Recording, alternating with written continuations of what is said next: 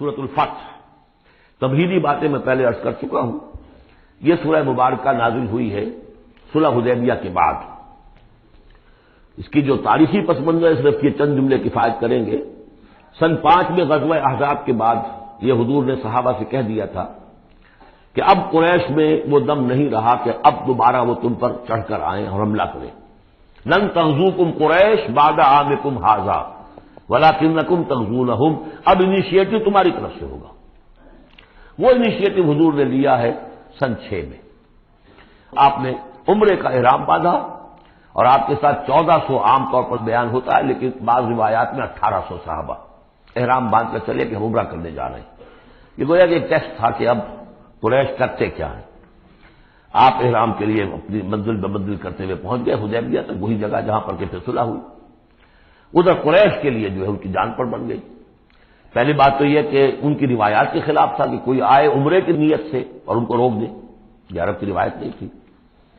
تو صحیح ہے کہ اب اگر آنے دیتے ہیں اور مسلمان دنگناتے ہوئے آئیں شہر کے اندر عمرہ کریں تو گویا کہ ان کی شکست ہو گئی. تو وہاں پر جو بھی ہوا تفصیلات کا تو موقع نہیں ہے. ایک طرف تو وہ تلے ہوئے تھے کہ جنگ کریں گے، اور جب حضرت عثمان کو حضور نے بھیجا ہے کچھ سلسلہ جنبانی کے لیے وہاں ان کو روک لیا گیا. خبر مشہور ہو گئی کہ انہیں شہید کر دیا گیا. پھر حضور نے بیعت لی. وہ بیعت علی الموت کہلاتی ہے. بیعت علی لا نفر یا بیعت علی الموت، اور اس کا نام ہے بیعت رضوان. ایک درخت کے نیچے آپ تشریف فرما ہوئے اور سب نے آ کر آپ سے بیعت کی کہ اب یہاں جانے دے دیں گے اپنی، سب ہم یہاں پر مرنے کے لیے تیار ہیں، جانے قربان کر دیں گے، یہاں سے واپس نہیں جائیں گے. جب وہاں یہ خبریں پہنچی اور انہوں نے کچھ اور اندازہ کر لیا تھا کہ یہ تو بڑے سرفرے لوگ معلوم ہو رہے ہیں، ان میں سے کوئی جو ہے بھاگنے والا نظر نہیں آتا یہاں سے، تو پھر یہ ہے کہ وہ مجبور ہو گئے کہ اب کچھ صلح کریں. پھر صلح ہوئی، صلح حدیبیہ، لیکن وہ بڑی ان ایکول صلح تھی. اس میں مسلمانوں کے لیے ہیوملیشن تھی، اس لیے کہ یہ طے کر لیا گیا اس میں کہ اگر کوئی مسلمان مدینے سے واپس آئے مکے تو اسے مکے والے واپس نہیں کریں گے، لیکن اگر کوئی مکے سے مدینے جائے گا تو واپس کرنا ہوگا. اور وہاں پر ہو بھی یہ گیا. ابو جندل صحابی تھے جن کو کہ اسی نے جو کہ وہاں سے صلح کے لیے مستشرف کرنے کے لیے آیا تھا، سہیل بن عمرو، اس کا ہی بیٹا عین اس وقت وہ پہنچ گیا، لیکن صلح کے وہ کاغذات لکھے جا چکے تھے. اس نے معاملہ بچایا. مسلمانوں مجھے پھر قصائیوں کے حوالے کر رہے. حضور نے فرمایا کہ ابو جندل تم صبر کرو، جو وعدہ ہم کر چکے ہیں ہمیں اس کی پابندی کرنی ہے. بہرحال اس کو حضور نے، اگرچہ صحابہ تو اس درجے دلگیر تھے کہ ہم یہ دم کر صلح کیوں کر رہے ہیں. حضرت عمر رضی اللہ تعالیٰ عنہ سے تو بہرحال یہ بھی کہہ دیجئے کہ زیادہ قرب جو انہیں حاصل تھا حضور سے، اس کی بنا پر ان کی یہ ہمت ہو گئی کہ آپ نے وہ سوال جواب بھی کر لیا جس پر آپ پھر ساری عمر پچھتاتے رہے. کہ آپ نے پوچھا کہ کیا ہم حق پر نہیں ہیں؟ حضور نے فرمایا ہاں ہم حق پر ہیں. کیا آپ اللہ کے رسول نہیں ہیں؟ آپ نے مسکرا کر جواب دیا ہاں میں اللہ کا رسول ہوں. تو پھر ہم یہ کیوں دم کر صلح کر رہے ہیں؟ آپ نے فرمایا کہ میں وہی کر رہا ہوں جو اللہ نے مجھے حکم دیا. بس اتنی سی بات تھی جس پر ساری عمر پچھتائے. لیکن یہ بات حضرت علی نے بھی کر دی اس درجے میں کہ جب وہ صلح نامہ لکھا گیا، حضور ڈکٹیٹ کرا رہے تھے، حضرت علی کاتب سے لکھ رہے تھے، تو اب حضور نے فرمایا یہ صلح نامہ ہے، لکھو محمد رسول اللہ اور قریش کے مابین. وہ سہیل بن عمرو نے اعتراض کر دیا کہ نہیں، یہ اگر ہم اس میں لکھیں گے ظاہر بات ہے صلح نامے پر تو دونوں فریقوں کے دستخط ہوتے ہیں، تو میں دستخط کروں گا تو میں تو آپ کو اللہ کا رسول نہیں مانتا، ورنہ اس عبارت کی روح سے جب اس کے نیچے میرا بھی دستخط آئیں گے تو وہ میں نے مان لیا. تو حضور نے اس پر بھی مسکرا کر کہا کہ تم مانو نہ مانو میں اللہ کا رسول ہوں، لیکن اے علی مٹا دو یہ رسول اللہ کے لفظ، مٹا دو وہاں سے، لکھ دو یہ معاہدہ ہے محمد ابن عبداللہ اور قریش کے مابین. حضرت علی نے کہا کہ حضور یہ میں نہیں کر سکتا، میں اپنے ہاتھ سے آپ کے نام کے ساتھ لکھے ہوئے الفاظ. اب دیکھیے اگرچہ حکم تو یہ ہے کہ الامر فوق الادب، لیکن یہ کہ یہ جو بھی کچھ ہوا ہے یہ ہوا غیرت دینی، حمیت دینی کی وجہ سے. حضرت علی نے بھی کیا، حضرت عمر نے بھی کیا، دونوں کے طرز عمل میں کوئی فرق نہیں. لیکن بہرحال اس کے بعد جو ہے صلح ہوئی ہے اور مسلمانوں کے دل اگرچہ اس پہ بہت ہی رنجیدہ تھے، اور یہ بات بھی بڑی عجیب تھی کہ وہیں احرام کھول دیے گئے، وہیں قربانی کے جانور جو ہیں. تو اب اس پر جو ہے یہ آیت سورت اتری ہے، اور پہلا لفظ یہ ہے انا فتحنا لک فتحا مبینا، مسلمانوں کی دلجوئی کے لیے کہ تم جسے سمجھ رہے ہو کہ دب کر صلح کی ہے، حقیقت حال کے اعتبار سے تو ہے محمد ہم نے آپ کو بڑی روشن فتح عطا فرمائی. آج ہم اسے انٹرپریٹ کر سکتے ہیں روشن فتح کس اعتبار سے کہ ٹریٹی کے معنی یہ ہے کہ مصالحت یا صلح ہوتی ہے دو فریقوں کے درمیان جو ایک دوسرے کو ریکگنائز کریں. اس کا مطلب یہ ہے کہ قریش نے ریکگنائز کر لیا کہ Muhammad is a power to reckon with, اور یہ بہت بڑی بات ہے، قریش نے تسلیم کیا، اور تسلیم کرنا جو ہے یہ اللہ تعالیٰ کی طرف سے فتح عظیم ہے۔ انا فتحنا لك فتحا مبینا لیغفر لك الله ما تقدم من ذنبك وما تاخر۔ اب دیکھیے یہ ذنب کا لفظ یہاں پھر دوبارہ آ گیا، تاکہ اللہ تعالیٰ بخش دے آپ کو جو پچھلے ہوئی آپ کی کوئی کوتاہیاں یا گناہ یا جو بعد میں ہوئی، وَيُتِمَّ نِعْمَتَهُ جو پیچھے رہے گناہ ان کو بھی بخش دے، وَيُتِمَّ نِعْمَتَهُ عَلَيْكَ اور تاکہ اللہ تعالیٰ اپنی نعمت کا اتمام فرما دے آپ پر، وَيَهْدِيَكَ صِرَاطًا مُسْتَقِيمًا اور آپ کو ہدایت دے سیدھے راہ کی طرف۔ اب یہ ہے پھر ایک اشکال پیدا ہوتا ہے کہ حضور صلی اللہ علیہ وسلم تو پہلے ہی سیدھی راہ پر ہیں، پھر یہ کہ تمام اہل ایمان حضور کے ساتھ سیدھی راہ پر چلے آ رہے ہیں، اور سیدھی راہ پر چلتے ہوئے اب اہل ایمان کو بھی، حضرت ابوبکر کو بھی آپ کے ساتھ چلتے ہوئے کتنے برس ہو گئے؟ 18 برس ہو گئے، تو اب ان کے معنی کیا ہوں گے؟ تو اس پہ بہت سی بحثیں ہیں، یہ تو اب میں تفصیل میں نہیں جا سکتا۔ میری توجہ وہی ہے جو میں اس سے پہلے سورہ محمد میں کر چکا ہوں ضم کی، کہ یہ جو جد و جہد ہوئی ہے اس میں اگر کہیں کوئی خامی کوتاہی کسی کی طرف سے ہوئی ہے، چاہے وہ کسی اور مسلمان کی طرف سے ہوئی ہے، صاحب ایمان کی طرف سے ہوئی ہے، غلطی ہوئی ہے، خطا ہوئی ہے، ان سب کی اب اللہ تعالیٰ تلافی فرما دے گا۔ یہ فتح مبین جو ہے وہ ان سب کو کور کر جائے گی، اور یہدیہ کا صراط مستقیم، اب آپ کی یہ جد و جہد بالکل سیدھی تیر کی طرح اپنے ہدف کی طرف بڑھے گی۔ اب اس میں کوئی جو ہے تزلزل نہیں ہوگا، بلکہ آپ کی یہ جد و جہد، اللہ کے دین کی اقامت کی جد و جہد اور اللہ کی حکومت قائم کرنے کی جد و جہد جو ہے سیدھی اپنے ہدف کی طرف بڑھتی چلی جائے گی۔ چنانچہ یتم نعمتہ وہ تو ہم پڑھ چکے ہیں، الیوم اکملت لکم دینکم واتممت علیکم نعمتی ورضیت لکم الاسلام دینا۔ تو دین کا اتمام ایک تو اس شکل میں کہ قرآن میں دین مکمل ہو جائے، شریعت پوری ہو گئی، لیکن اس سے تکمیل نہیں ہوتی اس معنی میں جب تک اس کی ایک عملی ڈیمانسٹریشن بھی مکمل نہ ہو۔ عملی ڈیمانسٹریشن مکمل ہوتی ہے جب اللہ کی حکومت بالفعل قائم ہو جائے۔ تو اتمام نعمت جو ہے وہ صرف کتاب کے اندر اس شریعت کا پورا بیان ہو جانا اور نظام کا آ جانا، اس سے وہ اتمام بتمام و کمال نہیں ہوتا جب تک کہ اس کا ایک نمونہ جو ہے، اس کی ایک صورت لوگوں کے سامنے نہ آ جائے، آئیڈیل فارم اس کی جو ہے وہ سامنے نہ آ جائے، اس کا نمونہ سامنے آ جائے۔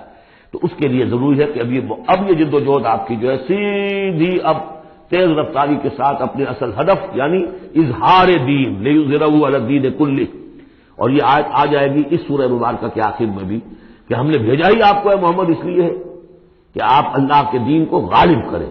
تو وہ اللہ کے دین کے غلبے کی جد و جہد اب تیر کی طرف سیدھی جائے گی۔ اللہ نے ساری اگلی پچھلی اگر کوئی اس میں کمیاں کوتاہیاں رہ گئی ہیں کسی کی طرف سے آپ کے ساتھیوں میں سے، ان سب کی تلافی کے لیے یہ فتح مبین آپ کو عطا کر دی۔ وَيَنْصُرَكَ اللَّهُ نَصْرًا عَزِيزًا، اور اللہ آپ کی مدد کرے گا ایسی مدد کہ جس کے لیے کوئی شکست نہ ہو، بڑی زبردست مدد۔ هُوَ الَّذِي أَنزَلَ السَّكِينَةَ فِي قُلُوبِ الْمُؤْمِنِينَ لِيَزْدَادُوا إِيمَانًا مَعَ إِيمَانِهِمْ، وہی ہے کہ جس نے اہل ایمان کے دلوں میں سکینت نازل کر دی تاکہ ان کے ایمان میں اور اضافہ ہو جائے، تاکہ وہ اور اضافہ کر لیں اپنے ایمان میں، جتنا ایمان ہے اس سے اور بڑھ کر۔ وَلِلَّهِ جُنُودُ السَّمَاوَاتِ وَالْأَرْضِ، اب ظاہر بات ہے کہ اس میں ایک تو کیفیت یہ تھی کہ جو انہیں سکون حاصل تھا کہ وہ تیار تھے سب اپنی جانیں دینے کے لیے، اس کے لیے بھی ایک سکون قلب کے اندر اللہ تعالیٰ نے ان کے پیدا کیا تھا، تبھی تو وہ اس کے لیے آمادہ ہوئے۔ پھر یہ کہ ان کے اندر نظم اور ضبط کا یہ عالم کہ کوئی ایک شخص بھی حق میں نہیں تھا کہ یہ صلح یہاں اس وقت ہو، لیکن محمد رسول اللہ ان کی اطاعت اس کا سب سے بڑا ٹیسٹ وہاں ہوا ہے۔ اور یہ بات جو میں کہہ رہا ہوں شاید بعض لوگوں کو عجیب لگی، کوئی ایک شخص بھی نہیں تھا کہ حق میں۔ اس کی دلیل کیا ہے؟ اس کی دلیل یہ ہے کہ جب حضور نے جب صلح ہو گئی مکمل، آپ نے فرمایا مسلمان اٹھو احرام کھول دو اور یہی قربانیاں دے دو، کوئی نہیں اٹھا، ایک بھی نہیں اٹھا۔ دوسری مرتبہ کہا آپ نے اٹھو بھائی اب ہو گیا بات، بس جو ہو گئی ہوگی، اب یہی احرام کھول دو، کوئی نہیں اٹھا۔ تیسری دفعہ کوئی نہیں اٹھا۔ آپ دلگیر ہو کر، دل گرفتہ ہو کر اپنے خیمے میں چلے گئے۔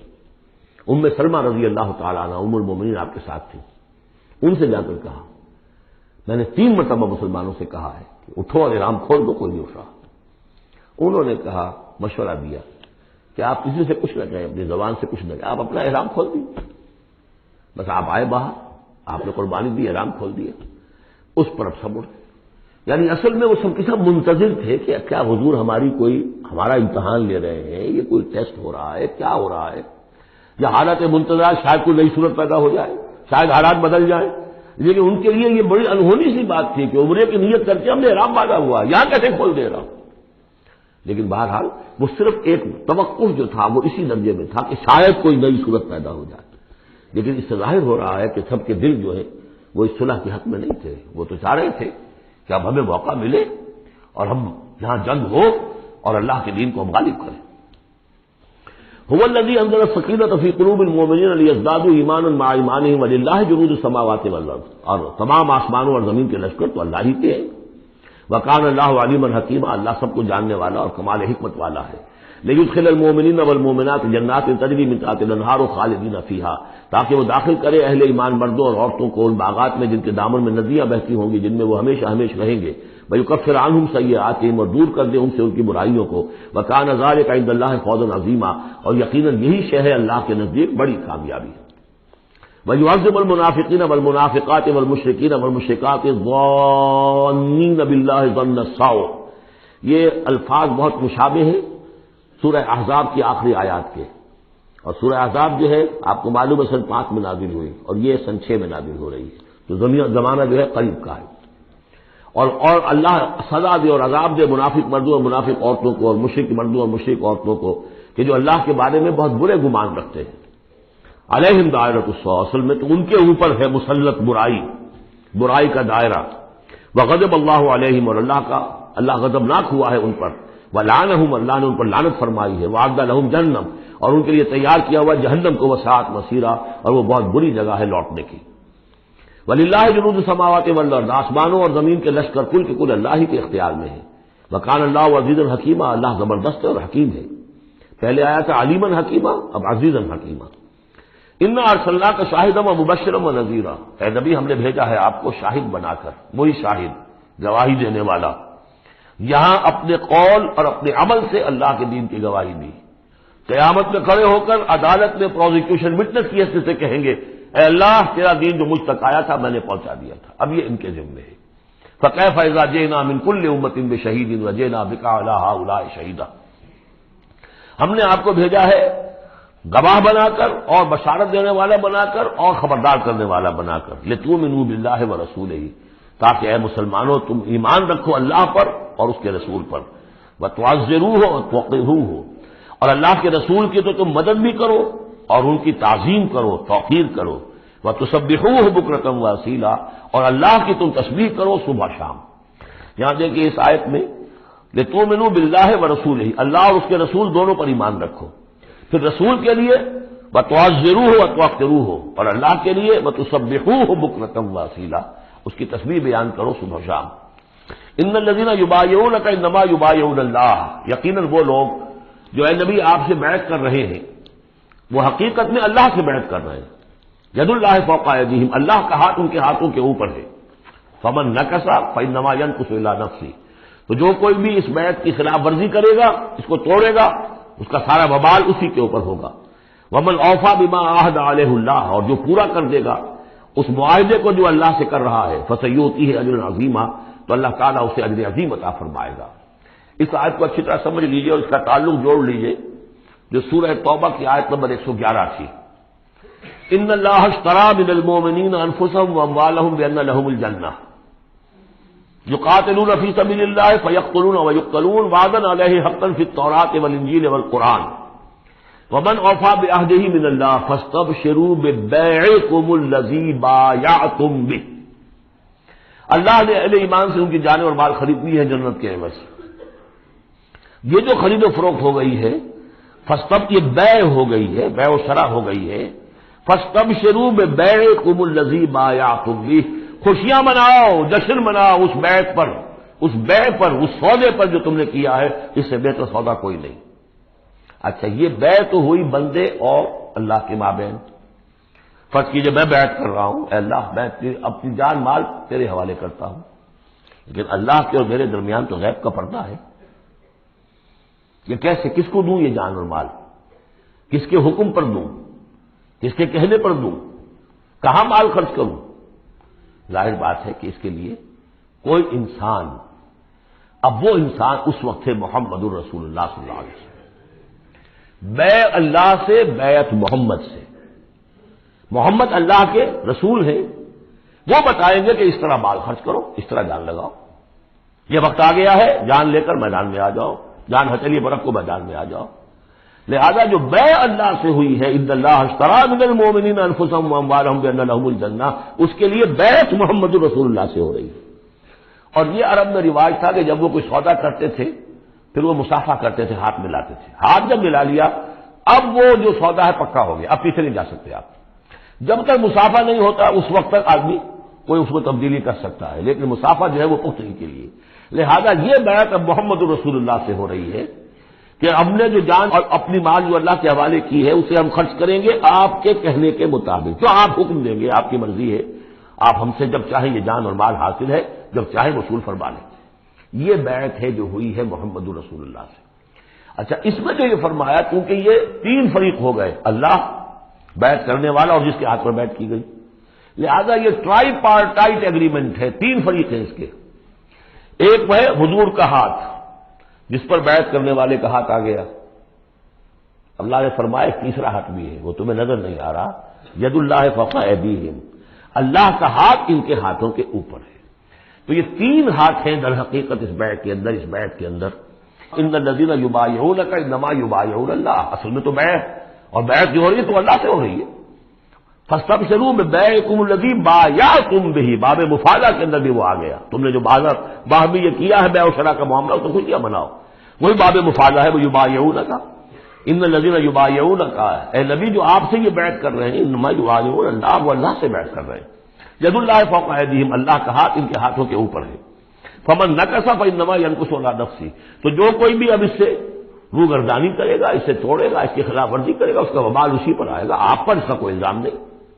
ومن اوفی بما عہد علیہ اللہ فسیؤتی اجرا عظیما، اور جو بھی پورا کر دے گا جس کا کہ اس نے وعدہ اللہ سے کیا ہے، یہ معاہدہ اللہ سے ہوا جان اور مال کا، اسی لیے سورہ احزاب میں آپ نے پڑھا تھا نا، من المؤمنین رجال صدقوا ما عہد اللہ علیہ ومنہم من قضی نحبہ ومنہم من ینتظر، اہل ایمان میں وہ جوان مرد ہیں جنہوں نے اپنا جو عہد کیا تھا اللہ سے وہ پورا کر دکھایا، سچا کر دیا، ان میں سے وہ بھی ہے جو اپنی نظر پیش کر چکے، اور وہ بھی ہے جو باقی منتظر ہیں ابھی کہ کب ہماری باری آئے۔ وبال دوش ہے سر جان ناتواں پہ مگر لگا رکھا ہے تیرے خنجر و ثنا کے لیے، اے اللہ ہم لیے پھر رہے اس سر کو کہ کب تیری راہ میں کٹے اور ہم فارغ ہو جائیں، سمک دوش ہو جائیں، ہمارے کندھے سمک ہو جائیں، ہلکے ہو جائیں، سمک دوش، کندھا ہلکا ہو جائے، یہ سر کا بوجھ ہم لگائے ہوئے ہیں اپنے سر پر کہ کب تیری طرف سے حکم آئے ہم نے اپنے سر کٹوائیں اور ہم فارغ ہوں۔ اب اسی کو سمجھ لیجیے کہ حضور کے بعد یہ بیعت کس سے ہوگی؟ جو بھی کوئی داعی اللہ اب کھڑا ہو اللہ کے نام کے، نبی تو نہیں ہوگا امتی، اطاعت اس کی ہوگی، اللہ اور اس کے رسول کی اطاعت کے نیچے نیچے اس کے دائرے کے اندر، مستقل بذات اطاعت اس کی نہیں ہوگی۔ لیکن یہ کہ بہرحال اب بھی ضرورت ہوگی کہ کوئی جماعت ہو، کوئی جمعیت ہو، کوئی طاقت ہو، ایک فرد سے جو ہے اکیلا چنا بھاڑ نہیں پھوڑ سکتا، دین کو غالب کرنے کی جد و جہد، عقیم الدین جو ہم پڑھائے ہیں، یہ پورا سلسلہ جو ہے مکی صورتوں کا جو ان مدنی صورتوں کے ساتھ منسلک ہے، توحید عملی، اقامت دین، اور جو اس صورت کے اندر آ جائے گا لیظہرہ علی الدین کلہ، اس کے لیے جماعت چاہیے، جمعیت چاہیے۔ تو اب بھی کوئی اللہ کا بندہ ہوگا، آپ اسے ٹھوک بجا کر دیکھ لیں، اطمینان دیکھیں، سوچ دیکھیں، اس کی رائے کیا ہے، وہ کیا سمجھتا ہے، اگر وہ دین سے بھی واقف ہے، اگر وہ یہ کہ زمانے کے حالات سے بھی واقف ہے، اس کی شخصیت کو دیکھیے، اس کے ماحول کو دیکھیے، اگر آپ کا دل گواہی دے کہ یہ کوئی بہروپیہ نہیں ہے، یہ واقعتاً سنسیئر آدمی ہے، خلوص کے ساتھ اس کے ہاتھ میں ہاتھ دے کر بیٹھ کے یہ ساتھ چلیے۔ یہی طریقہ مسنون اور منصوص ہے، یہی ایک طریقہ ہے جس کا قرآن مجید میں، یعنی نصوص کسے کہتے ہیں؟ نصوص قرآنی، نصوص حدیث، حدیث میں بھی ذکر ہے تو بیعت کا ہے، باقی اور کوئی طریقہ جماعت سازی کا مسنون نہیں ہے۔ مباح وہ بھی ہے، جو بھی طریقہ اختیار کر لیا مباح ہے، حرام نہیں ہے۔ ممبرشپ ہے، ممبرشپ سے پھر امیر کا منتخب کرنا ہے 2 سال 4 سال کے بعد پھر انتخاب، ٹھیک ہے، کوئی شے حرام نہیں ہے جب تک کہ اس کی حرمت کے لیے کوئی دلیل نہ ہو، لیکن مسنون اور منصوص اور معصور 3 الفاظ۔ نصوص قرآن و سنت میں جس کا تذکرہ ہے وہ بیعت ہے، جو مسنون ہے پوری زندگی حضور کی جو ہے اس میں کتنی بیعتیں ہوئی ہیں، بیعت عقبہ اولیٰ، بیعت عقبہ ثانیہ، بیعت رضوان، اور پھر یہ کہ نحن الذین بایعوا محمدا علی الجہاد ما بقینا ابدا، جب غزوہ احزاب میں جب وہ خندق کھودی جا رہی تھی تو یہ شعر پڑھ رہے تھے صحابہ کرام، ہم ہیں وہ لوگ کہ جنہوں نے محمد سے بیعت کی ہے جہاد کی، اب یہ جہاد جاری رہے گا جب تک جان میں جان ہے۔ یہ ہے ساری زندگی میں آپ کی بیعت کا نظام تھا. اس کے بعد خلافت ہوئی تو بیعت پر ہوئی. حضرت ابو بکر سے بیعت، عمر سے بیعت، مشورہ علیحدہ بات ہے. جب طے ہو گیا کہ اب یہ ہو گیا تو بیعت. پھر خلافت میں کچھ غلط رخ پیدا ہو رہا تھا. حضرت حسین رضی اللہ تعالیٰ عنہ اور حضرت عبداللہ ابن زبیر رضی اللہ تعالیٰ عنہما یہ کھڑے ہوئے تو جنہوں نے جمعیت بنائی بیعت کی بنیاد پر بنائی. یہ دوسری بات ہے کہ جو کوفی تھے انہوں نے جو بیعت کی تھی حضرت حسین سے وہ توڑ دی انہوں نے. فمن نکث فإنما ينكث على نفسه. اس کے بعد ہمارے ہاں اگر کوئی سلسلہ بنا ہے ارشاد کا، تزکیہ نفس کا، صوفیاء کا، وہ بھی بیعت. بادشاہ ہوتے تھے تو بیعت. پچھلی صدی میں جتنے جہاد ہوئے، ہمارے ہاں سب سے بڑا جہاد ہوا پچھلی صدی کا، 19ویں صدی عیسوی کا. سید احمد بریلوی رحمۃ اللہ علیہ اور شاہ اسماعیل شہید رحمۃ اللہ علیہ، ان لوگوں کا جو بیعت کی بنیاد پر جماعت تھی، کوئی اور بنیاد جماعت سازی کی نہیں تھی. مہدی سوڈانی نے جہاد کیا انگریزوں کے خلاف بیعت کی بنیاد پر. سنوسی نے جہاد کیا اطالویوں کے خلاف بیعت کی بنیاد پر. تو یہ بیعت کا لفظ جو یہاں آیا ہے اس کو اچھی طرح سمجھ لیجیے. یہ جان لیجئے کہ یہ جو دوسرا رکوع ہے اس سورہ مبارکہ کا، اور اس کے بعد تیسرا رکوع اور چوتھا رکوع جو ہے، ان میں بھی تقدیم و تاخیر ہے. یہ جو پہلے رکوع کا مضمون ہے یہ جا کر ملے گا اب تیسرے کے ساتھ، اور بعد میں یہ نازل ہوا ہے کہ یہ جو دوسرے رکوع میں آیتیں آ رہی ہیں. سیقول لک المخلفون من الاعراب شغلتنا اموالنا واہلونا. جب حضور واپس پہنچ گئے اور یہ غزوہ جو بیعت رضوان ہو گئی اور پھر صلح حدیبیہ ہو گئی، پھر آپ واپس پہنچے تو جاتے ہوئے گویا کہ ان سے کہا جا رہا ہے حضور سے، جیسے کہ غزوہ تبوک سے واپسی پر جو آیات نازل ہوئی وہ ہم سورہ توبہ میں پڑھ چکے ہیں. ان قریب کہیں گے وہ لوگ جو پیچھے رہ جانے والے تھے، من الاعراب، اعراب میں سے، شغلتنا اموالنا واہلونا. حضور نے عام اعلان کروایا تھا، فرض نہیں تھا، سب کے لیے لازم نہیں تھا. عمرے کے لیے چلنے کے لیے کہا تھا چلے، جتنے لوگ چل سکتے ہیں چلے. تو اب آئیں گے یہ اعراب جو ہے بادیہ نشین، اور وہ کہیں گے حضور ہم مشغول رہے اپنے اموال میں، اپنے ڈھور ڈنگر کی دیکھ بھال میں، اپنے اہل و عیال میں، ہم آپ کے ساتھ نہیں جا سکے. فاستغفر لنا، تو ہمارے لیے استغفار کیجیے. یقولون بألسنتہم ما لیس فی قلوبہم. یہ لوگ اپنے منہوں سے وہ کچھ کہہ رہے ہیں اپنی زبانوں سے ان کے دلوں میں نہیں ہے، دلوں میں کچھ اور ہے.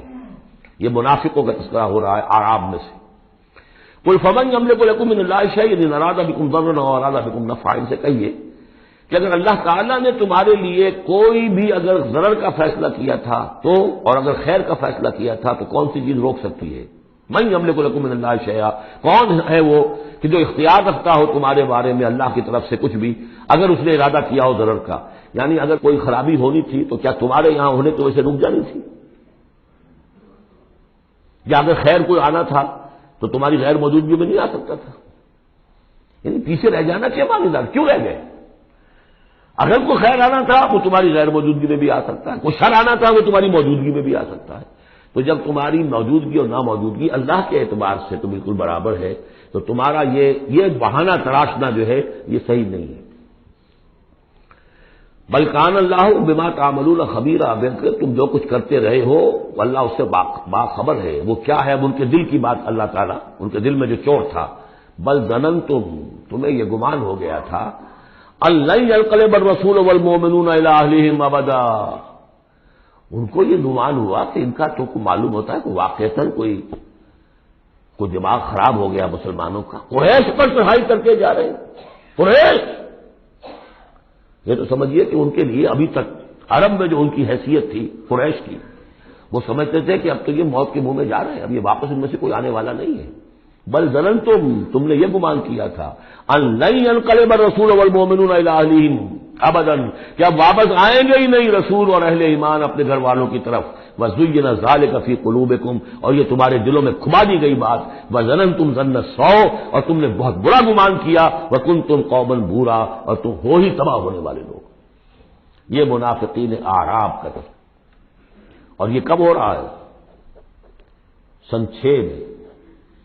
سن 2 کے اندر جو معاملہ تھا وہ بھی ہم دیکھ چکے ہیں، وہ جو سورہ محمد کے اندر آیا معاملہ، جبکہ ابھی یہ مرحلہ شروع ہو رہا تھا، ابھی قتال کا سلسلہ شروع ہونے والا تھا. اس وقت بھی ان کے دلوں میں صلح جوئی، امن سے کام کرو، صلح سے کام کرو، یہ خام خواہ جو ہے یہ اس طرح کی مہم جوئی مناسب نہیں ہے.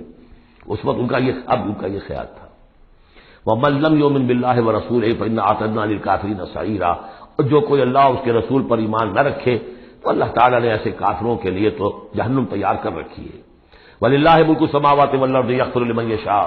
اور اللہ آسمانوں اور زمین کی بادشاہی اللہ ہی کے لیے ہے، وہ بخشتا ہے جس کو چاہتا ہے، وَيُعَذِّبُ مَن يَشَاءُ، اور عذاب دے گا جس کو چاہے گا، وَكَانَ اللَّهُ غَفُورًا رَحِيمًا، اور اللہ تعالیٰ غفور الرحیم ہے۔ سَيَقُولُ الْمُخَلَّفُونَ إِذَا انطَلَقْتُمْ إِلَىٰ مَغَانِمَ لِتَأْخُذُوهَا، اب یہ نوٹ کر لیجئے تاریخی اعتبار سے کہ اس کے فوراً بعد جو ہے اگلے ہی سال حضور نے، اب جب کہ قریش سے صلح ہو گئی تو آپ یکسو ہو گئے، ادھر سے کوئی حملہ اب نہیں ہوگا، تو آپ نے اپنی پوری طاقت لے کر خیبر پر حملہ کیا، جو گڑھ بن گیا تھا یہودیوں کا، جو بنو قینقاع اور بنو نذیر نکالے گئے تھے، جا کے وہیں آباد ہو گئے تھے، پہلے سے بھی وہاں پر وہ بڑا گڑھ تھا، ان کے بڑے قلعے تھے، بڑے یعنی فورٹیفائڈ، اور وہاں پر سارا وہ اب حضور نے ان کی جو ہے سرکوبی کی۔ جب حضور خیبر کی طرف جا رہے تھے، اب ان کا ہم بھی چلتے ہیں آپ کے ساتھ، اس لیے انہیں یقین تھا کہ فتح ہوگی اور مال غنیمت آئے گا۔ سَيَقُولُ الْمُخَلَّفُونَ إِذَا انطَلَقْتُمْ إِلَىٰ مَغَانِمَ، اور اے مسلمانوں جب تم اب جاؤ گے غنیمت حاصل کرنے کے لیے، یعنی اب جب جو غزوہ خیبر کی طرف جب پیش قدمی کرو گے، تو یہی لوگ جو پہلے پیچھے رہ گئے تھے وہ یہ کہیں گے ضرور نہ نتبعکم، ہم بھی آپ کے ساتھ چلیں، اجازت دیجیے۔ یریدون ان یبدلوا کلام اللہ، یہ اللہ کے کلام کو بدل دینا چاہتے ہیں، وہ اللہ کا کلام اگلے رکوع میں آ رہا ہے کہ ان کے بارے میں طے کر دیا گیا تھا کہ جو لوگ اس صلح حدیبیہ کے موقع پر نہیں گئے ہیں ساتھ حضور کے، اب ان کو کسی بھی دوسری نیکسٹ جنگ کے اندر شمولیت کی اجازت نہیں ہوگی۔ وہ آگے آ رہا ہے، اس لیے اس کے سمجھنے میں تھوڑی سی دقت ہوتی ہے، لیکن سمجھ لیجئے کہ وہ آگے ہے، اسی لیے تقدیم و تاخیر کی میں نے بات آپ سے کی تھی۔ یریدون ان یبدلوا کلام اللہ، یہ چاہتے ہیں کہ اللہ کے کلام کو تبدیل کر دیں، اللہ کے حکم کو بدل دیں۔ قل لن تتبعونا، کہہ دیجئے کہ نہیں اب تم ہمارے ساتھ نہیں جاؤ گے، کذالکم قال اللہ من قبل، یہ بات اللہ تعالیٰ پہلے ہی کہہ چکا ہے پہلے، اور اس صورت میں آ رہا ہے ذرا بعد میں۔ فَسَيَقُولُونَ بَلْ تَحْسُدُونَنَا، وہ کہیں گے یہ تو آپ لوگ حسد کر رہے ہیں ہم سے، آپ ہمیں ساتھ میں لے جانا چاہتے ہیں جبکہ ہمیں اندازہ ہے کہ وہاں پہ غنیمتیں ملیں گی۔ بل كانوا لا يفقهون الا قليلا، حقیقت یہ ہے کہ یہ فہم بھی نہیں رکھتے، تفقہ ہی نہیں رکھتے مگر بہت ہی تھوڑی۔ قل للمخلفین من الاعراب، یہ جو لوگ رہ گئے تھے پیچھے، یہ بدو لوگ، ان سے کہہ دیجئے ستدعون الى قوم اولی باس شدید، ان قریب پھر تمہیں بلایا جائے گا ایک ایسی قوم کی طرف، ایسے قوم کے مقابلے کی طرف جو بڑی طاقت والی ہوگی، تو قاتلونہم او یسلمون، یا تم ان سے قتال کرو گے یا وہ مسلمان ہوں گے اور یا وہ اطاعت قبول کریں گے۔ اس سے ہے اشارہ در حقیقت جو نیا سلسلہ جنگوں کا شروع ہونے والا تھا، اور وہ تھا سلطنت روما کے خلاف غزوہ موتا۔ اب اندرون ملک عرب کا معاملہ جو تھا وہ ختم ہوا، اب تو اصل جو معاملہ پیش آنا ہے وہ انقلاب محمدی کا بین الاقوامی مرحلہ ہے، تصدیر الانقلاب، انقلاب کو اب آگے ایکسپورٹ کرنا ہے، اور اب ٹکراؤ ہونے والا ہے جس کی پیشگی خبر دی جا رہی ہے سلطنت روما کے ساتھ، جہاں اسٹینڈنگ آرمیز تھی لاکھوں کی، جو رومن لیجنز مشہور ہیں تاریخ کے اندر، غرق آہن اور ٹرینڈ، تو تمہیں بلایا جائے گا اس وقت، پھر تمہیں ایک موقع دے دیا جائے گا، ستدعون الی قوم اولی باس شدید تقاتلونہم او یسلمون، اور یہ اصل میں تین چیزیں آ گئی وہی کہ اب جو بھی اس عرب سے باہر جو معاملہ ہوا ہے، یا تو وہ اسلام لے آئے یا وہ اطاعت قبول کر لیں، یہ دونوں یسلمون میں شکلیں ہو جائیں گی، اطاعت قبول کر لیں یا اسلام لے آئے یا پھر جنگ ہوگی۔ فَإِن تُطِيعُوا يُؤْتِكُمُ اللَّهُ أَجْرًا حَسَنًا، اگر اس وقت تم اطاعت کرو گے اللہ کے رسول کی، ان کے ساتھ جاؤ گے تو اللہ تعالیٰ جو ہے تمہیں اجر حسنہ دے گا۔ وَإِن تَتَوَلَّوْا كَمَا تَوَلَّيْتُم مِّن قَبْلُ، اور اگر تمہیں اسی طرح پیٹ دکھا دی جیسے کہ پہلے پیٹ دکھائی تھی، يُعَذِّبْكُمْ عَذَابًا أَلِيمًا، تو اللہ تعالیٰ عذاب علیم دے گا تمہیں۔ لَيْسَ عَلَى الْأَعْمَىٰ حَرَجٌ، ہاں اگر کوئی اندھا ہے تو اس پر کوئی الزام نہیں ہے، کوئی تنگی نہیں ہے، وہ اگر نہیں گیا کوئی بات نہیں۔ وَلَا عَلَى الْأَعْرَجِ حَرَجٌ، نہ کوئی لنگڑا ہے تو اس کے لیے بھی نہیں ہے۔ وَلَا عَلَى الْمَرِيضِ حَرَجٌ، اسی طریقے سے کوئی بیمار ہے تو اس پر بھی کوئی اس کی باس پرس نہیں ہے۔ وَمَن يُطِعِ اللَّهَ وَرَسُولَهُ يُدْخِلْهُ جَنَّاتٍ تَجْرِي مِن تَحْتِهَا الْأَنْهَارُ، اور جو اللہ تعالیٰ اور اس کے رسول کی اطاعت کرے گا اللہ تعالیٰ اس کو داخل کرے گا ان باغات میں جن کے دامن میں ندیاں بہتی ہوں گی۔ وَمَن يَتَوَلَّى، اور جو کوئی پلٹ جائے پیٹھ موڑ لے، يُعَذِّبْهُ عَذَابًا أَلِيمًا، اللہ تعالیٰ اسے عذاب علیم دردناک عذاب دے گا۔ اب اس کے بعد یہ پہلے رکوع والا مضمون جو بیعت کا مضمون چل رہا تھا وہی بیعت کا مضمون اب آگے یہاں چل رہا ہے، یہ بیچ والا جو ہے دوسرے رکوع کا مضمون یہ اس کے بعد کا تھا، پہلے آ گیا۔ وہاں جو فرمایا تھا کہ ان الذین یبایعونک انما یبایعون اللہ، اب آگے چلیے، لقد رضی اللہ عن المؤمنین اذ یبایعونک تحت الشجرہ، اللہ راضی ہو گیا ان اہل ایمان سے جو آپ سے بیعت کر رہے تھے درخت کے نیچے۔ فعلم ما فی قلوبہم، تو اللہ تعالیٰ کے علم میں ہے جو کچھ ان کے دلوں میں تھا، اور اس وقت ذوق شہادت اور جوش جہاد تھا، ابھی وہ صلح کی بات تو ہوئی نہیں، وہ تو بیعت کر کے بولنے کی بات ہوئی ہے۔ فانزل سکینت علیہم، اللہ نے ان پر سکینت، سکون، اطمینان نازل کر دیا۔ واصابہم فتح قریبا، اور انہیں فتح جو بھی بہت قریب، وہ فتح قریب وہی ہے، انا فتحنا لک فتحا مبینا، اس صلح کو کہا گیا کہ فوری طور پر انہیں فتح مل گئی۔ ومغانم کثیرۃ یاخذونھا، اور بہت سی غنیمتیں ہیں جو وہ اور جو انہیں گے، حاصل کریں گے۔ وکان اللہ عزیزا حکیما، اور اللہ تعالیٰ زبردست ہے، حکمت والا۔ وعدکم اللہ مغانم کثیرۃ تاخذونھا، اے مسلمانوں اللہ کا تم سے وعدہ ہے، بہت سی غنیمتیں تمہیں ملیں گی۔ فعجل لکم ہذہ، تو یہ تو تمہیں نقد دے دی ہے، فوری طور پر دے دی ہے یہ فتح جو تمہیں مل گئی ہے۔ وکف ایدی الناس عنکم، اور اللہ تعالیٰ نے روک لیا لوگوں کے ہاتھوں کو تم سے، لتکون آیۃ للمؤمنین، تاکہ یہ اہل ایمان کے لیے ایک نشانی بن جائے۔ وَيَهْدِيَكُمْ صِرَاطًا مُسْتَقِيمًا، اور اللہ تعالیٰ تمہاری رہنمائی فرمائے سیدھے راستے کی طرف، یعنی اب تمہاری جد و جہد جو ہے وہ تیر کی طرف سیدھی کامیابی کے آخری مراحل تک پہنچ جائے۔ وَعَدَكُمُ اللَّهُ مَغَانِمَ كَثِيرَةً تَأْخُذُونَهَا، اللہ تعالیٰ نے اے مسلمانوں تم سے وعدہ کیا ہے بہت سی غنیمتوں کا جو تمہیں حاصل ہوں گی۔ فَعَجَّلَ لَكُمْ هَٰذِهِ، تو یہ تو اللہ نے فوری طور پر تمہیں عطا کر دی ہے، یعنی یہ فتح مبین۔ وکف ایدی الناس عنکم، اور لوگوں کے ہاتھ تمہاری جانب سے روک لیے، یعنی جنگ اگر ہوتی ظاہر بات ہے کہ قریش بھی پھر اگر اس میں اپنی قوت کا مظاہرہ کرتے تو کچھ نہ کچھ نقصان تو مسلمانوں کا بھی ہوتا۔ کف ایدی الناس عنکم، ان کے ہاتھ باندھ لیے اور روک لیے اللہ نے تم سے۔ وَلِتَكُونَ آیَةً لِّلْمُؤْمِنِينَ، اور تاکہ اہل ایمان کے لیے ایک نشانی بن جائے۔ وَيَهْدِيَكُمْ صِرَاطًا مُسْتَقِيمًا، اور اللہ تعالیٰ اب تمہیں سیدھی راہ پر گامزن کر دے، یعنی تمہاری جد و جہد کو، اجتماعی جو جد و جہد ہے تمہاری، اسے براہ راست تیر کی طرح سیدھا اب اس کے آخری ہدف اور منزل مقصود تک پہنچا دے۔ وَأُخْرَىٰ لَمْ تَقْدِرُوا عَلَيْهَا، اور کچھ اور بھی فتحیں ہیں جن کا ابھی تک تمہیں جس پر قدرت حاصل نہیں ہوئی ہے۔ قد احاط اللہ بہا، اللہ تعالیٰ ان کا بھی احاطہ کیے ہوئے ہے، یعنی یہ کہ اس کے فوراً بعد تمہیں ایک فتح ملے گی جو کہ خیبر کی ہوگی، کیونکہ یہ اس جو رکوع ہم نے دوسرا پڑھائے ہیں، تیسرا اس سے پہلے نازل ہوا ہے، اور یہ کہ پھر فتح مکہ ہونے والی ہے۔ اللہ تعالیٰ نے یہ تمام فتوحات جو اللہ کے تو علم میں ہے، اللہ نے ان کا احاطہ کیا ہوا ہے۔ وَقَالَ اللَّهُ عَلَىٰ كُلِّ شَيْءٍ قَدِيرٌ، اللہ ہر چیز پر قادر ہے۔ وَلَوْ قَاتَلَكُمُ الَّذِينَ كَفَرُوا لَوَلَّوُا الْأَدْبَارَ، اور اگر یہ کافر یعنی قریش مکہ تم سے جنگ کرتے تو لازماً پیٹ دکھا دیتے، پیٹ پھیر جاتے۔ ثم لا یجدون ولیا ولا نصیرا، اور پھر نہ پاتے اپنے لیے کوئی حمایتی، کوئی مددگار۔ سنت اللہ التی قد خلت من قبل، یہ اللہ کی وہ سنت ہے، اس کا دستور ہے، اس کا قانون ہے کہ جو پہلے سے چلا آ رہا ہے، یعنی یہ کہ اللہ تعالیٰ اپنے رسولوں کی مدد کرتا ہے۔ تو اب رسول کے ساتھ اگر وہ جنگ پر آمادہ ہو گئے ہوتے تو یقیناً ان کو پیٹھ دکھانی پڑتی اور شکست ان کا مقدر بنتی۔ سنت اللہ التی قد خلت من قبل ولن تجد سنت اللہ تبدیلا، اور نہیں پاؤ گے تم اللہ کی سنت اور اللہ کے دستور میں کوئی تبدیلی۔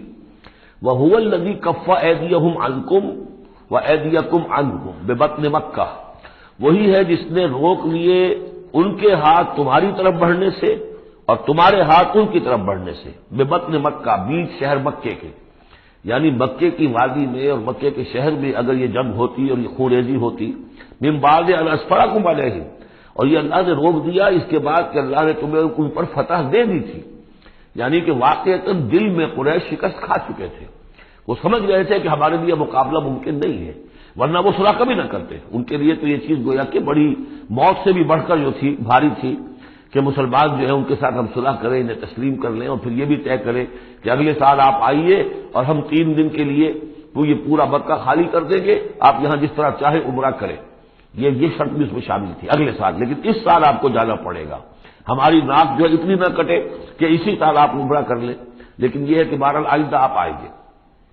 تو اس کے بعد کہ اللہ نے تمہیں ان پر فتح دے دی تھی۔ وَكَانَ اللَّهُ بِمَا تَعْمَلُونَ بَصِيرًا، اور جو کچھ تم کر رہے ہو اللہ اسے دیکھ رہا ہے۔ هُمُ الَّذِينَ كَفَرُوا وَصَدُّوكُمْ عَنِ الْمَسْجِدِ الْحَرَامِ، وہی لوگ ہیں، یعنی ان کے جرائم کا تذکرہ ہو رہا ہے جنہوں نے کفر کیا تو اور تمہیں روکے رکھا مسجد حرام تک جانے سے۔ وَالْهَدْيَ مَعْكُوفًا أَن يَبْلُغَ مَحِلَّهُ، اور ہدی کے جو جانور لے کے گئے تھے مسلمان احرام کے ساتھ ساتھ، وہ ہدی کے جانور تھے کہ کعبے کے لیے نیاز کے یہ جانور ہیں، وہ رکے ہوئے تھے کہ وہ اپنی اصل جگہ پر یبلغ محلہ، کہ اس کا اصل مقام تو یہ تھا کہ کعبے جائیں، وہاں پر ان کو چڑھاوا چڑھایا جائے اور ان کو قربانی دی جائے، لیکن یہ کہ وہ رکے ہوئے تھے کہ وہاں تک نہیں پہنچ سکتے تھے. لیکن یہ اللہ نے کیوں ہاتھ روک لیے؟ ان کے ہاتھ تم سے، تمہارے ہاتھ ان سے کیوں روک لیے؟ جنگ کیوں نہیں ہونے دی؟ اس کی حکمت اب آ رہی ہے. وَلَوْلَا رِجَالٌ مُؤْمِنُونَ وَنِسَاءٌ مُؤْمِنَاتٌ، اگر نہ ہوتے مرد مومن اور عورتیں مومنات، لم تعلموہم، جنہیں تم نہیں جانتے تھے، ان تطؤوہم، اندیشہ تھا کہ تم انہیں بھی پیس ڈالتے. یعنی جب جنگ ہوتی ہے، بھٹی گرم ہو جاتی ہے، اس وقت تو تحقیق و تفتیش مشکل ہوتی ہے. اب وہ مسلمان کے جو ہجرت نہیں کر سکے، ان میں ضعفاء بھی تھے، ان میں مریض بھی تھے، ان میں عورتیں بھی تھیں جن کے لیے ممکن ہی نہیں تھا، جیسا کہ ہم سورہ نساء میں پڑھ چکے ہیں کہ جن کے لیے بالکل ممکن ہی نہیں تھا، اللہ تعالیٰ نے ان کو معاف کر دیا تھا. ہجرت نہیں کر رہے تب بھی اللہ ان سے مواخذہ نہیں کرے گا. تو اب وہ لوگ بھی موجود تھے مکے کے اندر. اب اگر یہ چکی چلتی تو پھر تو یہ پیس ڈالتی ان کو بھی. وَلَوْلَا رِجَالٌ مُؤْمِنُونَ وَنِسَاءٌ مُؤْمِنَاتٌ لَمْ تَعْلَمُوهُمْ أَن تَطْئُوهُمْ، تم جانتے ہی نہیں تھے، ہو سکتا ہے کہ تم انہیں بھی کچل دیتے. فَتُصِيبَكُم مِّنْهُمْ مَعَرَّةٌ، اور ان کے معاملے میں پھر تم پر ایک الزام آ جاتا بغیر علم، اس کے بغیر کہ تمہیں کوئی علم ہو، تمہاری بے خبری میں تم پر الزام آتا کہ ان اہل ایمان نے آ کر اپنے اہل ایمان ساتھیوں کو بھی قتل کر دیا. لِيُدْخِلَ اللَّهُ فِي رَحْمَتِهِ، اللہ نے اسی لیے روک دیا اس جنگ کو اس وقت اور تمہیں فتح دے دی صلح کی شکل میں، تاکہ اللہ تعالیٰ داخل کرے اللہ تعالیٰ اپنی رحمت میں جس کو چاہے. لو تزینوا لعذبنا الذین کفروا منهم عذابا الیما، اگر وہ علیحدہ ہو چکے ہوتے، یعنی مسلمان اہل ایمان مرد اور عورتیں جو ہیں جو ابھی تک مقیم ہیں یہاں پر، اگر وہ یہاں سے نکل چکے ہوتے، علیحدہ ہو چکے ہوتے، تو پھر باقی یہاں صرف کفار رہ گئے ہوتے، تو ہم اسی وقت لعذبنا الذین کفروا منهم عذابا الیما، تو ان کافروں کو ہم ابھی وہ بدترین عذاب کا مزہ چکھا دیتے. اس جعل الذین کفروا فی قلوبہم الحمیۃ حمیۃ الجاہلیہ، جب کافروں نے اپنے دلوں کے اندر ایک حمیت جو ہے، ایک بڑی غیرت اور حمیت کا معاملہ، لیکن وہ حمیت جاہلی تھی کہ ہم لوگ، اور کیسے ممکن ہے کہ ہم انہیں یہاں پر عمرہ کرنے دیں. یہ لوگ کہ جو بے دین ہو گئے، ان کے اعتبار سے تو بے دین تھے، جو ہم اپنے آبا و اجداد کے دین کو چھوڑ گئے، تو وہ جو نسل پرستی اور قوم پرستی ان میں تھی، اور آبا پرستی تھی، اور اپنی روایت پرستی تھی، اس کے بنا پر حمیت جاہلیت ان کے دلوں کے اندر اتنی کوٹ کوٹ کر بھری ہوئی تھی. اس جعل الذین کفروا فی قلوبہم الحمیۃ حمیۃ الجاہلیہ، انہوں نے حمیت جاہلی کو اپنے دلوں کے اندر راسخ کر لیا تھا. فانزل اللہ سکینتہ علی رسولہ وعلی المؤمنین، تو اللہ تعالیٰ نے اپنی طرف سے سکون نازل فرما دیا اپنے رسول پر صلی اللہ علیہ وسلم اور اہل ایمان پر. وَأَلْزَمَهُمْ كَلِمَةَ التَّقْوَىٰ، اور اللہ تعالیٰ نے ان پر لازم کر دیا تقویٰ کی بات کو، یعنی اللہ تعالیٰ نے تقویٰ کو ان پر لازم کر دیا. وَكَانُوا أَحَقَّ بِهَا، یقیناً وہ تقویٰ کے زیادہ حقدار بھی ہیں، وَأَهْلَهَا، اور واقعتاً تقویٰ کے اہل ہیں، ان کے اندر تقویٰ موجود ہے. وَكَانَ اللَّهُ بِكُلِّ شَيْءٍ عَلِيمًا، اور یقیناً اللہ تعالیٰ ہر چیز کا علم رکھتا ہے. لَقَدْ صَدَقَ اللَّهُ رَسُولَهُ الرُّؤْيَا بِالْحَقِّ، اب ایک شبہ کا ازالہ ہو رہا ہے کہ کچھ لوگوں کو یہ خیال پیدا ہوا ہوگا کہ رسول کا تو خواب بھی سچا ہوتا ہے اور وحی کے درجے میں ہے. حضور نے ہمیں فرمایا تھا کہ میں نے خواب دیکھا کہ ہم عمرہ کر رہے ہیں تو چلو، اور یہاں ہم عمرہ نہیں کر سکتے تو رسول کا خواب جھوٹا ہو گیا. یہ اگر شک کسی کے دل میں پیدا ہوا تو اس کو ظاہر کر رہے ہیں کہ رسول کا خواب جھوٹا نہیں ہوا. یعنی یہ کہ اس میں جب حضور سے پوچھا بھی گیا آپ نے تو فرمایا تھا کہ ہم عمرہ کریں گے، تو آپ نے فرمایا تھا یہ میں نے کب کہا تھا کہ اسی سال ضرور کریں گے، عمرہ کریں گے. چنانچہ اگلے سال وہ عمرہ ہوا. سن 7 میں اسے عمرہ قضا کہتے ہیں، جو صلح حدیبیہ میں طے ہو گیا تھا کہ اگلے سال آپ آئیے عمرہ کیجیے. جو عمرہ چونکہ رہ گیا تھا درمیان میں ہی بند ہو گیا، تو عمرہ قضا، اس عمرے کی قضا اگلے سال جو ہے سن 7 میں آپ نے دی. اور 3 دن تک قریش نے مکے کو خالی کر دیا، پہاڑوں پر چڑھ گئے، اور مسلمان 3 دن تک مکے کے اندر مقیم رہے. انہوں نے اپنے اطمینان سے عمرہ ادا کیا. تو فرمایا لقد صدق اللہ رسولہ الرؤیا بالحق، اللہ نے بالکل سچا دکھایا خواب اپنے رسول کو، اس میں قطعاً کسی جھوٹ کا شائبہ نہیں. لتدخلن المسجد الحرام ان شاء اللہ آمنین محلقین رؤوسکم ومقصرین لا تخافون، تم اے مسلمانوں لازماً داخل ہوگے مسجد حرام میں انشاءاللہ پورے امن کے ساتھ، آمنین بے کھٹکے، محلقین رؤوسکم ومقصرین، اپنے سروں کو حلق بھی کراؤ گے اور قصر بھی کراؤ گے. سر منڈوا دینا احرام کھولتے ہوئے یہ گویا کہ حلق ہے، اور چھوٹے بال کر دینا یہ قصر ہے. تو محلقین رؤوسکم ومقصرین لا تخافون، اور تمہیں کوئی اندیشہ نہیں ہوگا. یعنی جو ہو گیا اگلے سال کہ بالکل مکہ خالی، کوئی اندیشہ نہیں، کوئی مٹ بھیڑ نہیں، کسی طرف سے کوئی تانا نہیں، کوئی بری بات بھی سننے میں نہیں آئی، اور وہ سب لوگ جو ہیں وہ رہے اپنے پہاڑوں کے اوپر. فعلم ما لم تعلموا، تو اللہ جانتا ہے جو تم نہیں جانتے. فجعل من دون ذلك فتحا قریبا، تو اس کے بعد اللہ تعالی نے ایک بڑی فتح رکھی ہے قریب، یعنی یہ کہ اس کے فوراً بعد اس سے پہلے ورے، اس لیے کہ اس عمرہ قضا سے پہلے فتح خیبر ہوئی ہے. اور بہت جو مغانم کا تذکرہ ہو رہا ہے اس میں جو غنیمت آئی ہے بہت نمایاں، وہ غزوہ خیبر کی ہے. ایک تو یہ کہ یہودیوں کا گڑھ تھا، بہت مالدار تھے، پھر یہاں سے جو گئے تھے 2 قبیلے نکل کر گئے تھے، وہ بھی اکثر ان میں سے وہی آباد ہو گئے تھے، تو وہ ان کی بڑی جمعیت تھی وہاں پر، اور یہودی ویسے مالدار ہوتے ہیں، تو وہاں پہ جو غنیمت ملی ہے مسلمانوں کو، اس کے طرف اشارہ ہو رہا ہے. اللہ تعالیٰ نے اس سے پہلے کہ تم عمرہ قضا ادا کرو اور جب تم داخل ہوگے مسجد حرام، اس سے پہلے جو ہے اللہ تعالیٰ تمہیں فتح دے گا، نصیب کرے گا. اب وہ آیت آ گئی، هو الذی ارسل رسولہ بالہدی ودین الحق لیظہرہ علی الدین کلہ. یعنی یہ جو سلسلہ اب جا رہا ہے، صراط مستقیم، سیدھا راستہ، کس منزل کی طرف جا رہا ہے؟ دنیا میں مسلمانوں تمہاری جد و جہد کی منزل کیا ہے؟ اللہ کے دین کا غلبہ، اس لیے کہ ہم نے اپنے رسول کو بھیجا ہی اس کام کے لیے. یہ سورہ توبہ میں آیت ہم پڑھ چکے ہیں، فرق صرف یہ ہے کہ وہاں پر تھا هو الذی ارسل رسولہ بالہدی ودین الحق لیظہرہ علی الدین کلہ ولو کرہ المشرکون. یہاں آخری حصہ ہے وکفی باللہ شہیدا. لیکن سورہ توبہ والی آیت جوں کی تم پھر سورہ صف میں آ جائے گی، وہ بھی اب زیادہ دور نہیں رہی ہے، وہ بھی ہم جلدی پڑھیں گے. تو اللہ نے تو بھیجا ہے اپنے رسول کو صلی اللہ علیہ وسلم الہدا دے کر، یعنی قرآن حکیم جو ہدایت کاملہ ہے، نو انسان را پیام آخری حامل او رحمت للعالمین. هو الذی ارسل رسولہ بالہدی ودین الحق، اور دین حق دے کر بھیجا ہے. یہ دین کی بات کیجیے. اب دیکھیے، الدین ان اقیم الدین، اللہ کے دین کو قائم کرو. ام لہم شرکاء شرعوا لہ من الدین ما لم یأذن بہ اللہ، کیا ان کے شریکوں نے بھی کوئی دین دیا ہے انہیں؟ اللہ نے انہیں دین حق دیا ہے، اور دین حق اس لیے دیا ہے کہ اسے غالب کرے کل کے پورے نظام زندگی کے اوپر، پورے نظام زندگی پر. وہی ہے جس نے بھیجا ہے اپنے رسول کو صلی اللہ علیہ وسلم بالہدا، ہدایت دے کر، قرآن دے کر، ودین الحق، اور سچا دین، حق دین، عادلانہ نظام زندگی دے کر، لیظہرہ علی الدین کلہ، تاکہ وہ غالب کرے اسے کل کے کل نظام زندگی پر. وکفی باللہ شہیدا، اور کافی ہے اللہ مدد کے لیے. عام طور پر ترجمہ یہاں پر گواہ کا کیا گیا ہے، آپ نے دیکھا ہوگا، لیکن یہاں اس لفظ شہید کا مطلب جو مدد کے ہے. اس کے لیے یہ کہ نوٹ کیجئے جو سورہ بقرہ کے 30 رکوع میں آیا تھا، فَإِن كُنتُمْ فِي رَيْبٍ مِّمَّا نَزَّلْنَا عَلَىٰ عَبْدِنَا فَأْتُوا بِسُورَةٍ مِّن مِّثْلِهِ وَادْعُوا شُهَدَاءَكُم مِّن دُونِ اللَّهِ إِن كُنتُمْ صَادِقِينَ. بلا لو اپنے مددگاروں کو اللہ کے سوا اگر تم سچے ہو. تو چونکہ اصل میں شہیدہ کے معنی تو ہے حاضر ہونا. شہیدہ یشہد، کسی کی موجودگی اور حاضری. جو موجود ہوتا ہے وقوع پر وہی صحیح گواہی دینے کا اہل ہے، اس لیے اس کے معنی گواہی کے پیدا ہو گئے.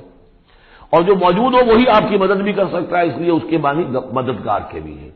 آپ کا کوئی دوست ہے، بڑا آپ کا بہی خواہ ہے، لیکن جب آپ پر کچھ ستم ہو رہا تھا، ظلم ہو رہا تھا، زیادتی ہو رہی تھی، وہ موجود ہی نہیں تھا بیچارہ، وہ کیا کرے گا؟ آپ کی مدد نہیں کر سکتا. تو مددگار بھی معنی ہے لفظ شہید کے. وکفی باللہ شہیدا، اللہ کافی ہے مددگار کی حیثیت سے. محمد الرسول اللہ والذین معہ، یہ وہ جماعت ہے جو اس بیعت کی بنیاد پر وجود میں آئی ہے. نوٹ کر لیجیے اس بات کو. یہ بیعت کے تذکرے کے ساتھ اب یہ آیت آ رہی ہے. محمد الرسول اللہ صلی اللہ علیہ وسلم ایک بیعت تو وہ لیتے تھے کہ جو کوئی ایمان لاتا تھا ایمان کی بیعت، لیکن جو آپ نے اہل مکہ سے کبھی نہیں لی، بلکہ وہاں تو جس نے بھی کہہ دیا اشہد ان لا الہ الا اللہ واشہد ان محمد رسول اللہ، کوئی فارمل ڈیکلریشن، کوئی اور اس کے لیے کوئی سمبولک کوئی اقدام نہیں تھا، الا یہ کہ کوئی باہر سے آتا تھا تو بیعت ہوتی تھی. اس کے بعد آپ نے بیعت مکے میں 2 لی ہے، بیعت عقبہ اولیٰ، بیعت عقبہ ثانیہ.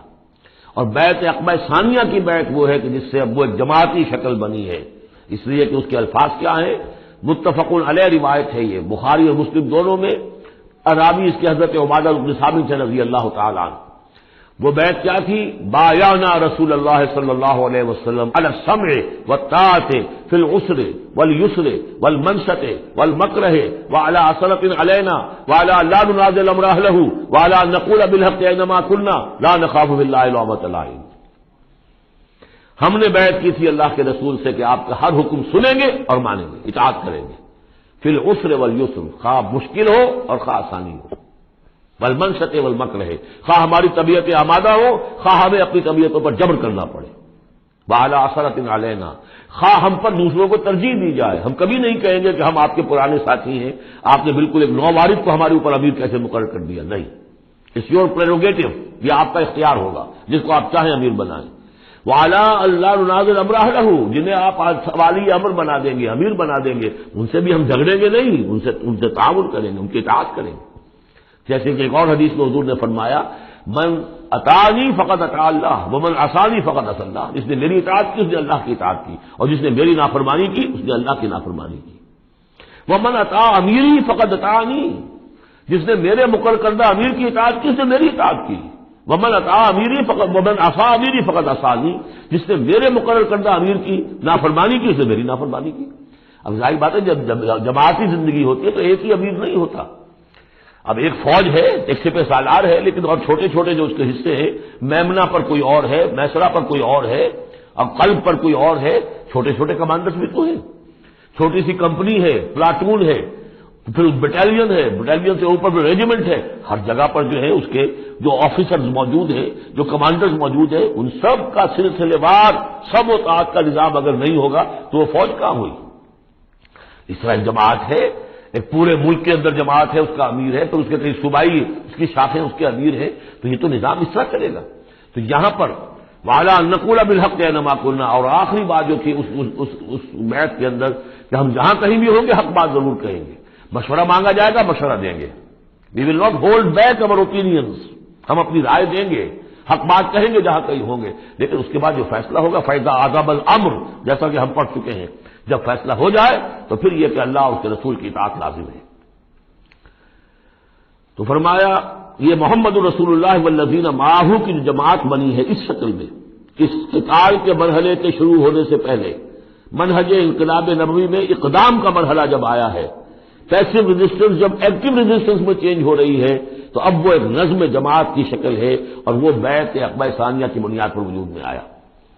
محمد رسول اللہ والذین معہ اشداء علی الکفار رحماء بینہم، اللہ کے رسول، یہ اس میں دو طرح ترجمے اس کے کیے جاتے ہیں، محمد اللہ کے رسول ہیں، یہ ایک جملہ پورا ہو گیا، والذین معہ اشداء علی الکفار رحماء بینہم، اور جو ان کے ساتھ ہیں وہ کافروں پر بہت بھاری ہے اور آپس میں بہت رحم دل ہے۔ اور ایک ترجمہ یہ بھی ہے کہ محمد رسول اللہ والذین معہ، یہ سب مل کر مبتدا بنی، اللہ کے رسول محمد اور جو ان کے ساتھ ہیں ان سب کی شان یہ ہے کہ اشداء علی الکفار رحماء بینہم، وہ کفار کے حق میں بڑے سخت ہیں لیکن آپس میں بہت رحم دل ہیں، رحیم ہیں، شفیق ہیں۔ یہ ہم پڑھ چکے ہیں سورہ مائدہ میں بھی، اذلۃ علی المؤمنین اعزۃ علی الکافرین، اہل ایمان کے حق میں وہ بہت ہی نرم خو ہو، حلقہ یاراں تو بریشم کی طرح نرم، نظم حق و باطل ہو تو فولاد ہے مومن۔ یہ شان جو ہے بندہ مومن کی قرآن مجید میں دو جگہ آئی ہے۔ تراہم رکعا سجدا یبتغون فضلا من اللہ ورضوانا، تم دیکھو گے ان کو کبھی سجدے میں گرے ہوئے ہوں گے اور کبھی رکوع کر رہے ہوں گے، وہ اپنے رب کے فضل کے متلاشی رہتے ہیں ہر دم ہر آن، اور اللہ کی رضا چاہتے ہیں۔ سیماہم فی وجوہہم من اثر السجود، اور ان کی جو نشانی ہے وہ ان کے چہروں میں جو اثرات پیدا ہوتے ہیں سجدے سے۔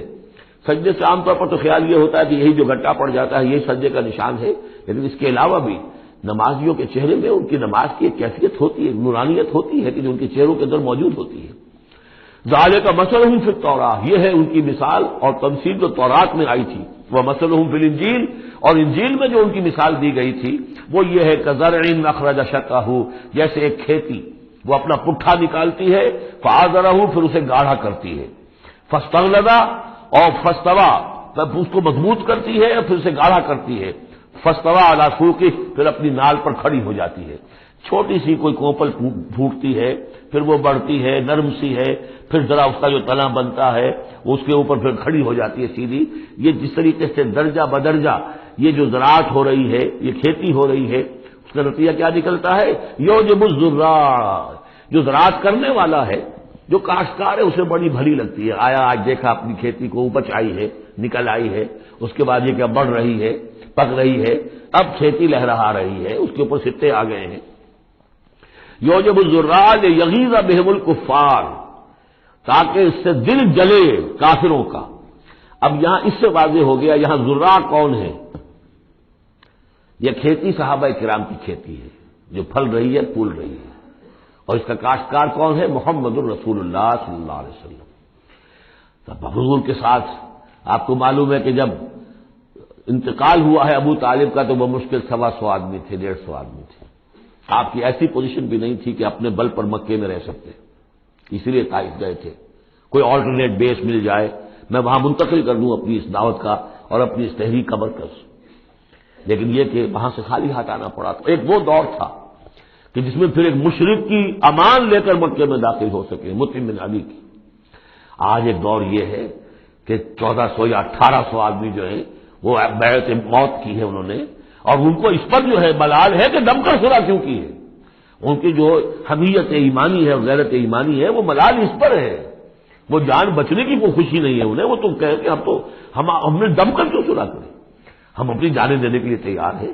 کھیتی جو ہے اپج رہی ہے.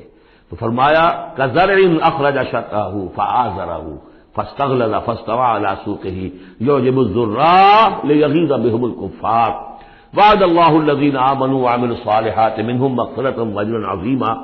اللہ نے وعدہ کیا ہے ان لوگوں سے جو ایمان لائے اور نیک عمل کیے، ان میں سے جو واقعتاً جنہوں نے ایمان اور عمل صالح کا حق ادا کر دیا کہ ان کے لیے مغفرت بھی، اجر عظیم بھی ہے. یہاں جو مولانا عثمانی صاحب نے حاشیہ لکھا ہے مجھے بہت پسند آیا کہ اگرچہ حضور کے سارے ساتھی جو ہیں وہ سب کے سب وہی تھے کہ جو ایمان اور عمل صالح کا حق ادا کر چکے تھے، پھر بھی منہم کی ایک قید لگا کر گویا کہ ان کو یہ بات بتا دی گئی ہے کہ اصل معاملہ ہے کہ موت تک انسان قائم رہے اس پر، مبادا بعد میں کہیں کسی کے اندر کوئی تزلزل پیدا ہو جائے. ورنہ یہ کہ اگر کسی کو اس طرح کا یقین دلا دیا جائے تو اس سے تو یہ کہ پھر اطمینان پیدا ہو جائے گا. ہونا یہ چاہیے کہ آخری وقت تک ڈرتا رہے آدمی، بین الخوف والرجا کی کیفیت رہے کہ کہیں ایسا نہ ہو کہ میں پھر کہیں آج جس مقام پر اللہ نے مجھے پہنچا دیا ہے کہیں پاؤں پھسل جائے. مغفرت و اجر عظیم کا اللہ نے وعدہ فرمایا. بارک اللہ لی و لکم فی القرآن العظیم و نفعنی و ایاکم بالآیات و ذکر الحکیم.